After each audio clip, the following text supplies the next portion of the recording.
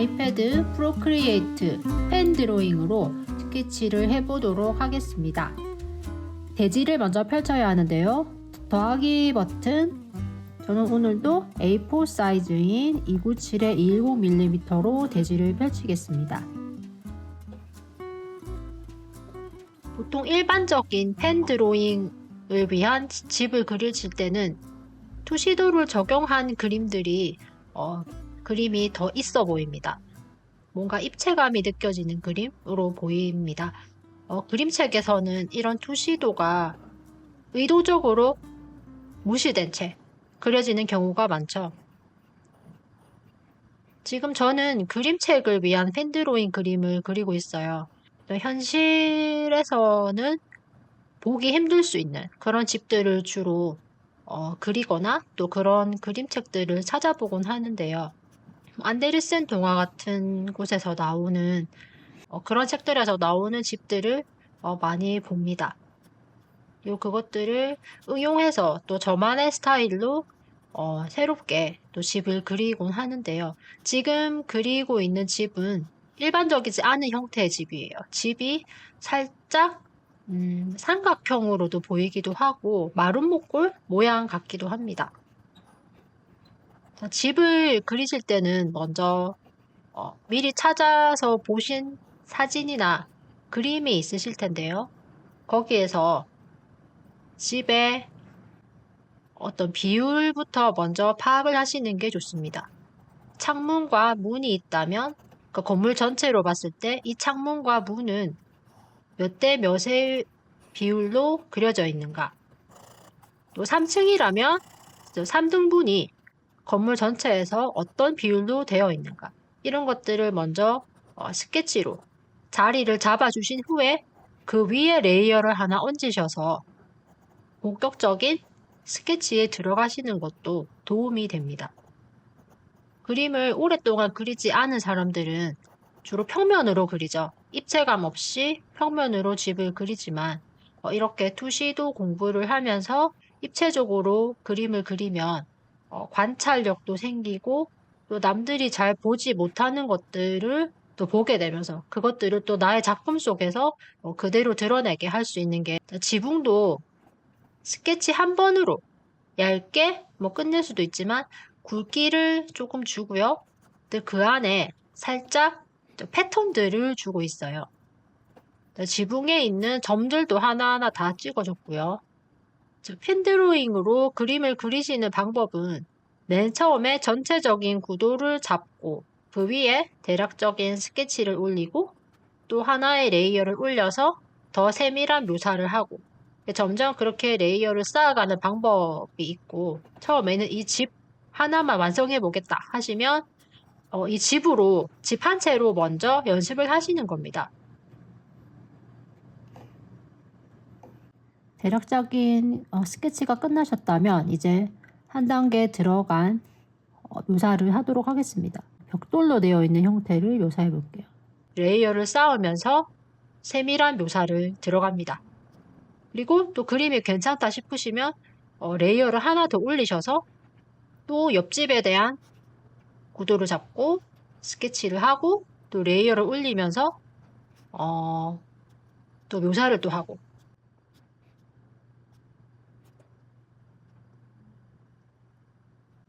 벽돌과 이 돌들이 시간이 지나면서 깨지거나 훼손된 흔적들이 있는데요. 그런 부분들을 점차 묘사로 표현해 보도록 하겠습니다. 자, 벽돌 묘사 중에서도 햇빛을 강하게 받는 부분은 사실 벽돌의 어떤 질감이 잘 보이지 않을 수도 있어요. 왜냐하면 빛의 반사가 되기 때문에 그런 부분들은 생략도 하다가 또 어두운 부분에 가서는 또 묘사를 또 잘 해주거나, 그리고 그림자가 아주 많이 지는 부분에는 또 벽돌이 완벽하게 보이지 않을 수도 있어요. 굴뚝에도 벽돌의 형태를 그려주도록 하겠습니다. 굴뚝도 벽돌에 어떤 질감을 넣어주고, 전체적으로 멀리서 그림을 한번 보시고 어디 묘사가 부족하지 않나 체크해 보시는 것도 좋습니다. 투시도의 형태로 보자면 이 집은 앞면이 유리를 보고 있고 양쪽으로 옆면이 조금씩 보이고 있어요. 그리고 레이어를 하나 추가해서 조금 더 깊게 묘사에 들어가 보도록 하겠습니다. 계속 한 그림만 바라보고 있으면 그 눈에 잘 띄지 않을 수 있거든요. 그리시다가 잠시 쉬시고 또 다시 그림을 봤을 때 또 마음에 들지 않는 부분들이 보일 수도 있습니다. 그럴 때는 또 수정하시고 또 그리고 이런 작업들을 반복하다 보면 좋은 그림이 나올 것 같습니다. 그리고 스케치를 1차로 끝내고 나서 묘사를 하면서 메인 스케치 위에 조금 두껍게 들어가야 하는 부분에는 얇게 한 줄 더 스케치를 그려주는 방법도 이 그림의 퀄리티를 올려주는 방법 중에 하나인 것 같습니다. 그림자를 표시하는 방법으로는 해칭을 쓰는데요. 해칭의 방향도 여러분들이 편하신 대로 넣으시면 좋을 것 같습니다. 처음엔 1차적으로 사선을 긋는다. 아니면 위에서 아래로 향하는 선을 긋는다. 이런 것들은 연습을 통해서 또 그림의 어떤 연출을 생각하셔서 방향을 설정하시면 좋을 것 같습니다. 그리고 방향을 바꿔서 한 겹씩 한 겹씩 올려주시는 것도 좋은 방법입니다. 이렇게 해칭을 올리다 보면 맨 처음에 했던 스케치가 선명하게 보이지 않을 수도 있거든요. 그럴 때는 메인 스케치를 한 겹 더 올려준 다음에 또 해칭을 하고 이렇게 반복적인 작업을 해나가시는 것도 좋습니다. 아이패드의 장점이죠. 이렇게 중간에 필요 없는 선들을 해당 레이어에 가서 삭제할 수 있는 기능이 있습니다.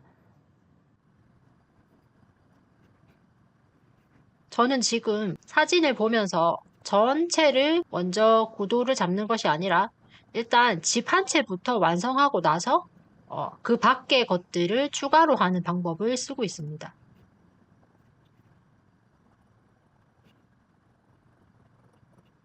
자, 왼쪽보다 오른쪽 면이 더 어둡죠. 빛이 이쪽에서 비추고 있는 그림입니다. 이쪽은 그림자를 좀 진하게 표현해 줍니다. 이렇게 작은 창들도 한 겹으로 그림을 끝내는 것이 아니라 깊이감을 주기 위해서 창틀까지 다 이제 표시를 하고, 그러니까 줄이 두 줄로 들어가죠. 네, 그렇게 표시를 하고 그림자를 표시를 하는 것이 그림의 퀄리티를 올리는 방법입니다. 1차적으로 묘사를 끝내고 스케치가 조금 약하다 싶은 부분에는 한 번 더 굵게 스케치를 해줍니다. 집 한 채가 대략 완성이 되었다 싶으면 이 집 그림만 있으면 화면에 동동 떠 있는 것 같죠. 그래서 계단도 그려주고 길도 함께 그려줍니다. 편하신 방향으로 그림들을 바꿔주면서 묘사를 하시면 됩니다. 지금부터 들어가는 스케치는 옆집인데요. 지금 제가 펜촉을 바꿨죠. 기존의 그림과 이렇게 바뀐 펜촉의 그림의 차이가 어떤지 그런 것들도 감상하시면서 보시면 좋을 것 같아요. 지금 옆집에 구도를 잡으면서 스케치를 함께 하고 있습니다. 집을 그리실 때 요소는 늘 비슷하죠.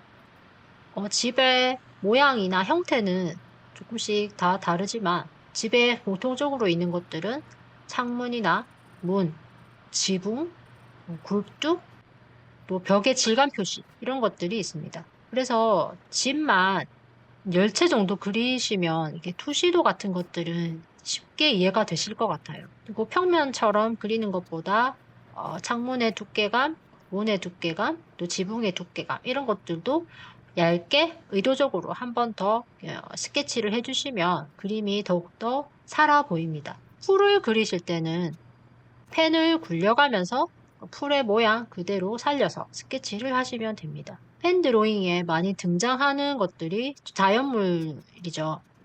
나무나 풀이나 꽃이다 이런 것들이 많이 등장을 하는데요. 이번 그림책에서도 그런 요소들이 들어갈 예정입니다. 대략적인 스케치가 끝나고 묘사에 들어갑니다. 해칭으로 그림자를 표시해 줍니다. 이 옆집도 메인으로 그렸던 집과 마찬가지로 벽돌에 묘사를 해주고 있습니다. 벽돌도 군데군데 패인꽃 또 이렇게 점을 찍음으로써 어떤 벽돌의 질감들을 표시해주고 있는데요. 자, 그런 것들이 있는 것과 없는 것들의 차이는 굉장히 많습니다. 이번 집도 지붕을 묘사해 줄 텐데요.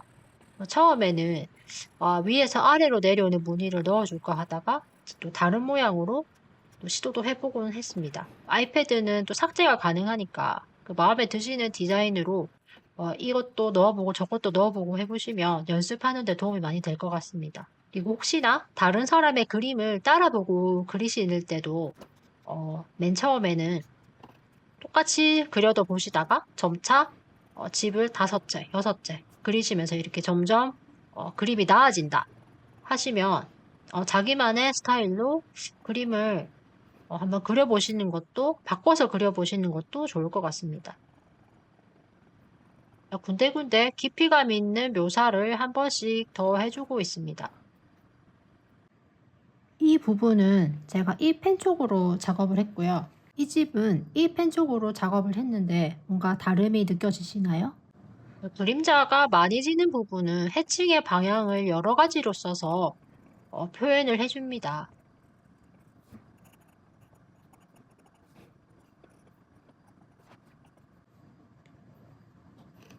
이번에는 또 다른 펜 쪽으로 작업을 해보도록 하겠습니다.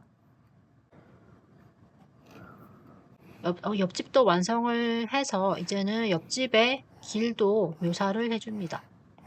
오른쪽이 이제 그림이 차니 왼쪽이 허전해 보여서 이제 왼쪽 그림도 완성해 보려고 합니다.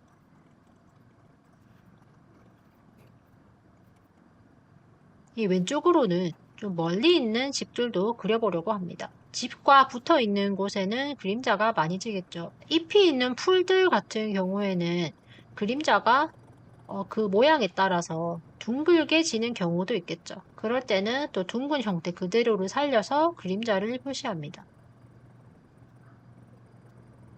어떤 원기둥을 그린다고 생각했을 때 원기둥의 그림자도 둥글게 나타나겠죠. 그것처럼 해칭의 방향도 그 모양의 생김새와 맞춰서 해주는 겁니다.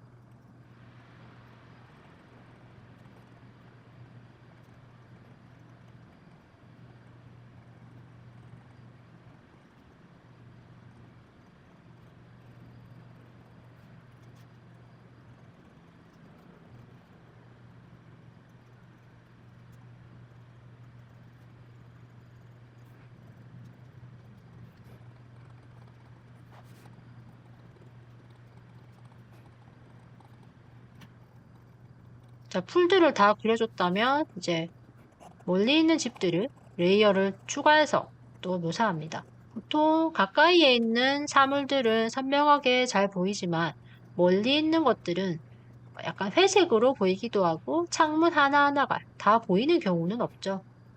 그것에 맞춰서 스케치를 합니다. 선명하지 않게 스케치를 해주는 거죠.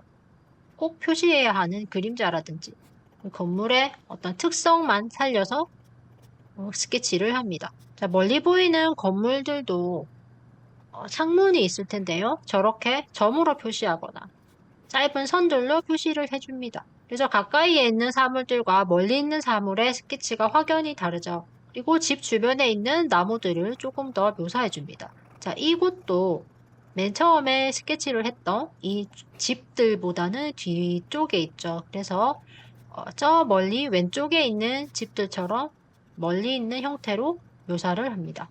뒤로 갈수록 묘사는 덜 해주셔도 됩니다. 지금 쓰고 있는 이 브러쉬는 펜 자체가 약간 고불고불하게 나오는 형태이기도 하고요. 또 약간 번짐의 효과도 있는 것 같아서 좋은 것 같아요. 그림을 그리시다가 멀리서 다시 한번 더 보고 고칠 부분이 없는지 확인을 한 후 또 고칠 부분이 보이면 해당 레이어를 찾아서 또 묘사를 다시 해주곤 합니다. 자, 투시도에 의해서 길은 멀리 있는 것이 좁아 보이고 앞으로 올수록 넓어 보이겠죠. 길에 타일 같은 것들이 깔려 있어도 마찬가지입니다. 멀리 있는 타일은 좁아서 좁게 보일 거고 앞으로 올수록 넓어 보일 겁니다. 전체적인 그림을 보았을 때 길에 나타나는 그림자 또 한 번 더 손볼 곳은 없는지 체크합니다. 그리고 명암을 한 번 더 확실하게 효과를 줍니다. 실제로 자연물들을 이렇게 관찰해 보시면 그림자가 많이 들어간 부분들은 아예 새까맣게 보이는 부분들도 있습니다. 그 부분들도 살려서 묘사를 해줍니다.